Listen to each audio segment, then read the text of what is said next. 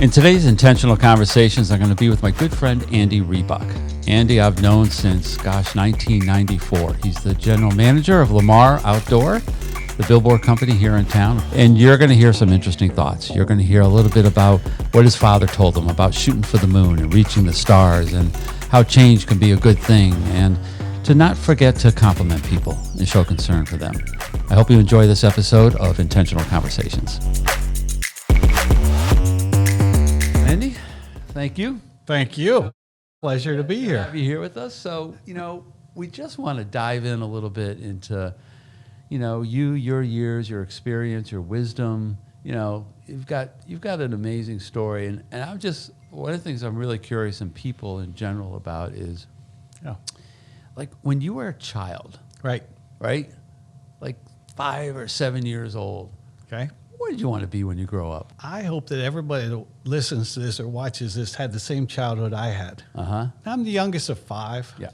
And pretty idyllic. Small town of Sunbury, Pennsylvania. Everybody knew my parents. Everybody knew me. We walked to school. We had that childhood that most people would love to have. Yeah. Now, it didn't take me long to realize that I was going to be an attorney when I grew up. Nice. I was bound and determined. I went to school for that, took the LSATs, got accepted to law school, worked for lawyers, was going to be a lawyer, was on the speech and debate team all through high school and college, bound and determined. Nice. I could tell you how it ends, but how'd that work out for you? When did all that change for you? What happened in that course? It was good because I had come home from Penn State and said to Mom and Dad, hey, I was accepted to law school and we need to write the check to reserve my spot. And they said, well, you're the youngest of 5. We never paid for any of the children to go to grad school. We're not going to pay for you. Yeah. Now, I was bound and determined to go, but I called their bluff. I said, well, then I just won't go, thinking that they would eventually say, I'll pay for school. Yeah. They didn't pay, and I didn't go. And my dad used to say, shoot for the moon, you'll hit the stars. And I kind of agree with that. That prep work that I did to become a lawyer taught me how to read and write and be articulate and be reasonable and have a little style. You think you're reasonable? I do. Okay, all right. I do. I want my way. I think you are too. So, bridge the gap for me. Yes. You're now the general manager of Lamar Outdoor. Yeah. So between here and there, just the high points of your career? What do you remember significantly as transition points, milestones? Somebody had said you should have like 5 jobs in your entire life, and I think that's probably true, but it didn't work out for me. Yeah. I came out of college. I took a job working for a tourism magazine because I like to write, and I went into Gary, and I said, Gary, I like what I do, writing for your magazine, but I need to make more money. Thought he'd give me a raise. Instead, he said, why don't you try selling the ads for the magazine? I thought, how do you do that? So he taught me how to do it, and shortly thereafter, I ran into this guy, and I said, what do you do? And he says, I sell billboards. I said, tell me more. So he told me a little bit about it, and later on that day, I ran into him again. I said, I'm really interested in this billboard thing. Tell me more. And so he told me more, and he actually called his boss. I went over and interviewed, and he offered me a job. And I said, well, let me think about it. So then I called this company in Harrisburg, and they said, yeah, we have an opening too. So I went to work for Whiteco in Harrisburg as a sales guy in 1985. And did that for 4 years, and the company moved me to Albany, New York. I was the sales manager in Albany. And then I was there a year, and they said, why don't you become the GM? So I became the general manager. And then a year later, they said, why don't you move back to Harrisburg as the GM? And so now we're in circa, what year are we in now? Somewhere in 92, I moved here. And been here ever since. So 32 great years of being the GM of the local Lamar office. We were Whiteco. And then in 99, a company called Lamar bought us. Yeah. Yeah. Now it's been good for me. And you transitioned right through that, stayed in the same seat. Yeah, exhausting, but yeah. Yeah. Good company. Yes. We appreciate the work that we do with you guys. In the course of that journey, biggest fear, like what do you remember a point in time where you're like, oh my, like? Oh, I don't know if there's a biggest fear, but you're right. Moving is hard. Yeah. I came home and I told my wife, I'm really excited we're going to move to New York. And she says, no, we're not. And I came home and I said, hey, I have great news. We're moving back to Harrisburg. She said, no, we're not. And so And then, like when Whiteco was such a great company and so awesome, and then when Lamar bought us, all the employees were scared and fearful for their jobs and for their pay and for all those things. And now I'm at another window of time. I've announced my retirement, April 1st. It's coming up quickly. Yeah. And the other employees like, oh my gosh, I don't want you to leave. I'm so used to you, and I know what you like and how you work, and how do I figure out how to do it all over again with a new guy? Yeah. So, but I don't know about big fears. So change. Change Is good. Right. Change can be good. Oh my gosh, you think about some of the monumental things in our lifetime that have happened so far. Yeah. Even computers. People are so used to computers. We didn't have computers when I started. I remember going to my boss and he says, why are you so successful? I said, I bought a cell phone. And he said, what's that? Yeah. Right? Yeah. I remember the days when Yeah. you had to pull over and put a dime in the payphone machine to tell a client you were going to be 5 minutes late. Yes. Yes. I knew where all the It phones just were. doesn't seem like that long ago. It isn't that long ago. The pre-gray hair for me. Yeah. So if you were to, maybe have a tip or two, like managing change, Yeah. leadership and change, Yeah. what do you think you did right? What do you think maybe you would have done differently? I tell people I don't always say the right thing or do the right thing. Yeah. And they laugh because they think I do, but I don't. I think about some of the things. One of the things I do is when I goof up, I learn from it. Yeah. And, I think about that guy, oh my gosh, 1986. I'm sitting across from him trying to sell him a billboard, and he leans over and he says, I want you to work for me. I remember I quickly said, no way. Yeah. I learned from that. Yeah. Yeah. Now I tell my guys all the time, people are going to offer you a job. Just remember 3 things. Compliment them, find out more about the job, find out what it pays, and then say yes or no. Right. Right. People throw obstacles at you and they throw curveballs at you. I like to think it's a people business. Yeah. Yeah. And I think when we remember that, I tell the guys at work, nobody dies when we goof up. Not to make light of surgeons and heart surgeons, because God, what a tough job they have. But nobody, right? We Yeah. just have to be real about it. Say, hey, I goofed up. Are you having fun? Yes. And are you having And make fun? it right. Yeah. Oh, yeah. I told you that story. I was a soccer coach.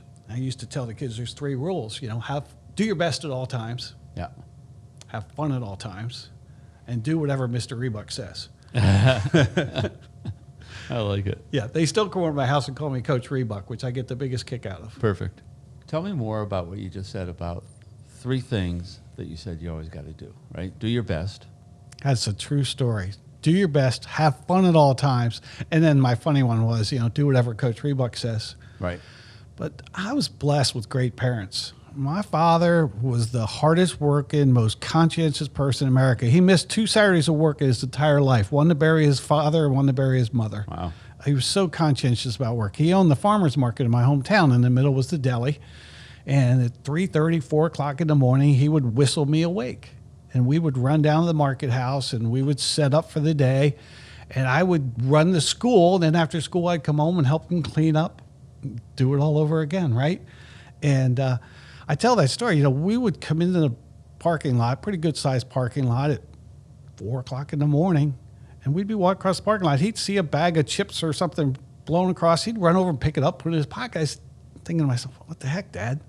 Yeah. But conscientious, doing his best at all times. He knew everybody. So when somebody would come to the stand, he'd say, hey, John, how are the kids? Hey, John, how's your mother doing? Hey, John. Yeah. Yeah. Do your best at all times. He was really big on making everything look perfect in the stand. I'd often see him, he'd walk around, he'd look and say, okay, yeah, everything's the way I want it. Right. Yeah. Right. And you were about to tell us a story about being a soccer coach. Yeah. I enjoyed being a soccer coach a lot. Our team, Lightning, it was the best team. Yeah. So if you know much about soccer locally, they'll have the A team, the B team, the C team. We were the B team. And what I found was we had very athletic kids with a lot of broadness to them. So the one kid on our team was going to be the future wrestler. He went to Iowa and was a star wrestler. And he was so funny because I used to make the guys do push-ups when they misbehaved or run laps. He wanted to do the push-ups. Right. Yeah. What did you like about it? Like, what got you energized about coaching kids in soccer? What fulfilled you in doing that? I think just having them enjoy the game. We had so much fun. We had, a million laughs. It was so much fun to be a part of their exuberance to play soccer and score goals and win games. And we did win a lot of games, which does make it a lot better, too, by the way. The parents were awesome. We had this great group of parents who were engaged and helpful and setting up the tents and making it fun for the kids as well. I said if I had $1 for every mile I drove to get Peter to play a soccer game, I'd be rich. I probably would have retired 5 years ago. We traveled a lot. And Peter and I, and Gail, my wife, thinks it's so funny because we'll be driving along and Peter will be like, hey, Dad, remember that? We went down that road over there and we stopped at that hotel and we spent the night there and we had dinner there. And building memories. Yeah. Building memories. Yeah. Fun. All right. I want to take you back into your career again. Yes. Is there a significant point in your career where you felt that like this was the hardest thing I ever had to do? It probably has to do with personnel. Usually it has to do with people, right? Yeah. Yeah. I'd say that if I didn't have any employees, it'd be a lot easier.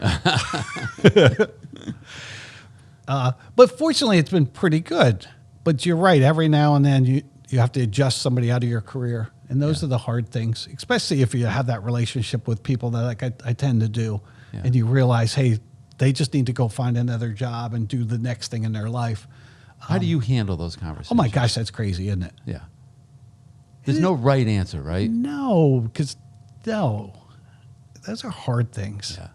Even though you want to, as I say, I'm your biggest fan. I'm on your side of the table over here.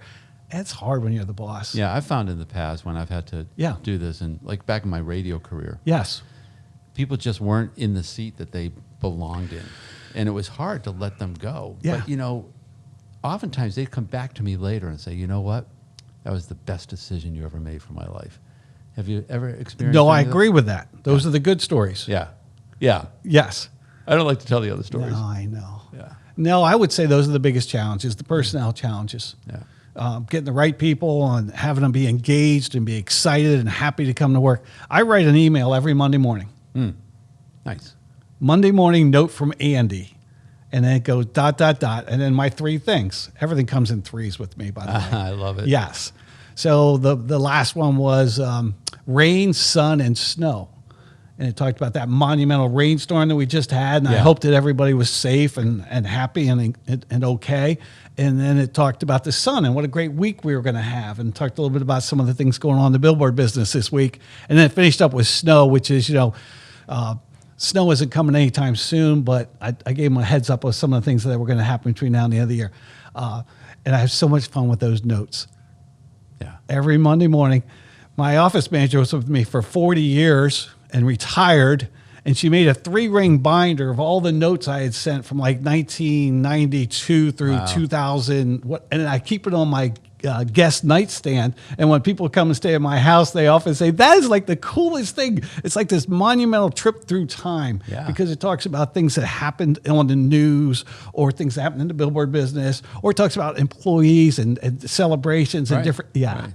I think as leaders, we sometimes lose sight of the impact we have on people's lives in a positive and negative way by our actions, by our leadership, the weight of our words, right? As a leader, the weight of our words are much stronger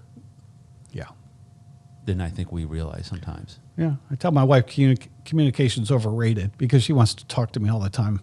But really, it's not overrated. It's not. And I find it easier to write things out. Yeah. I've always found it easy to write.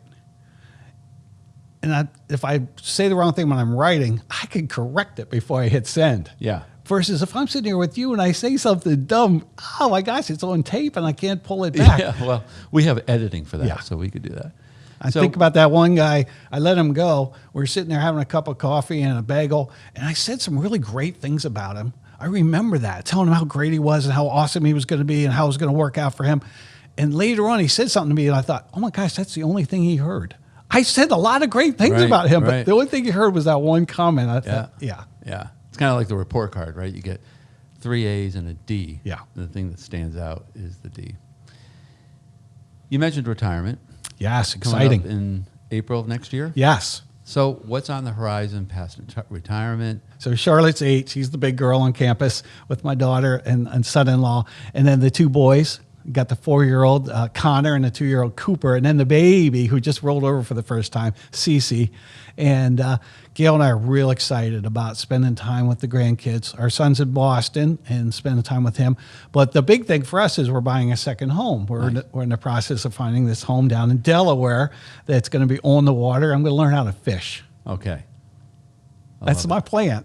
Fishing, relaxing, grandchildren. Yes. 3s. Yeah. Things Yeah. in 3s. I'll still do my charity work. As you know, I'm real engaged in the community right now. So we'll always have a house here. I'm really happy with Rotary Club of Harrisburg and raising money. I find it easy to raise money. Nice. It's the darndest thing. I blame that on my mom. My mom was the director of development at the local hospital. She wrote the newsletter. She handled all the volunteers, and she raised all the money for their different things. So she hosted the Love and Care Street Fair, for example, Right. Which is a big deal in a small town of Sunbury. And through her relationship with the Wise Market family, the Wises basically built the hospital. But Mom taught me how to raise money, and it's always stuck with me. Yeah. How important do you think it is for the development of leaders to be involved in community events like that, or community boards, or just volunteering on the streets, handing out food? I know you've done the pancake breakfast for 100 years. Yeah. How do you think that helped you developmentally as a leader? I'm not sure there's a right formula for success. I like mine a lot. Yeah. I was just with my buddy the other day playing golf, and he says, Andy, you did a couple of things really well. And one of the things that you did really well is you know everybody. You're really good with names and faces, and wherever we go, I like to have a contest with like Sam Jones, my fellow sales guy, to see who knows the most people in the room. Right. But community involvement in my business, in the billboard business, is really good. I can always call on a favor if I need it, but I also can always give a favor. It's a great marriage. We do so much for nonprofits. As you know, we give them complimentary billboards. Yeah. So I know that organization, those folks, but I also know all the business people in town. I know Hershey has his office next to you. I could walk over to Jesus Shaw right now and say hi to him. Yeah. Isn't that cool? That's good. Yeah. And I met him through Rotary. Okay. Now, the Rotary Club of Harrisburg is 200 members. It's a who's who of the community. We do a lot of good things. Pancake breakfast is my favorite event. Yeah. But we go into the school every year. We give every 3rd and 4th grader a dictionary. You'd think we're giving them gold because they love the dictionary. And we explain how it works and why it works. We should do that sometime. You come with me. It'll be fun. I'd love to do it. Yeah. I think community involvement is key. Like I say, there's no right formula. There's some GMs in Lamar land. There's 170 of us, and I'm sure there's some of them that don't belong to any organizations other than maybe their local tennis club. I don't know. Yeah. But it's really good for me and my style. Yeah. Good. Thank you. Anything else you've got? Any golden nuggets, words of wisdom, things that you would want to share? Yeah. I go with this 3 C's. And I probably mentioned this at some point to you. But if you can compliment somebody, that's when their ears perk up. Yeah. And so I'm not saying be disingenuous because that doesn't work. But like if I was, you said to me, hey, come over and do this interview with me. And my first thing was a compliment. I think it's so awesome that you do this, Steve or Jeff. I think it's so awesome that you invite folks to come in and tell their story. And then the second C is your content. And hopefully it's just that. It's like, what are we going to talk about? And what do I have to do to prepare? Or it could be a concern. My concern is that billboard's already sold to somebody, so I can't get you on that one. And then the last C is the call to action. So what time do I have to be there? And or in this case, can we get a cup of coffee and talk about the next thing? I tell you what, so often we go through life and we forget the C, the first one. Yeah. Isn't that, it's so sad that people get so quick sometimes and forget to be thankful for all the blessings that they've had. I find it easy because I've had so many blessings. Yeah. Yeah. Yeah. And you too. Yes. Definitely. hundreds and millions of blessings. Good wives, good And- kids, And more to come. grandkids. Much more to come. Yeah. Yeah. And work is okay. Yeah. It's where Yeah. it's where we get to do it. Get a little balance between work and home. Yep. When I catch the big fish, I'm going to take a picture of it and send it to you. Okay. Yeah. Yeah. And we'll post it on our I on our like it. social media. You say, I knew that guy. Yeah. Andy, thanks for coming in. Well, thanks for having me. Really appreciate you having here. Yeah. And we'll see where the next season takes you. Thank you. I appreciate it.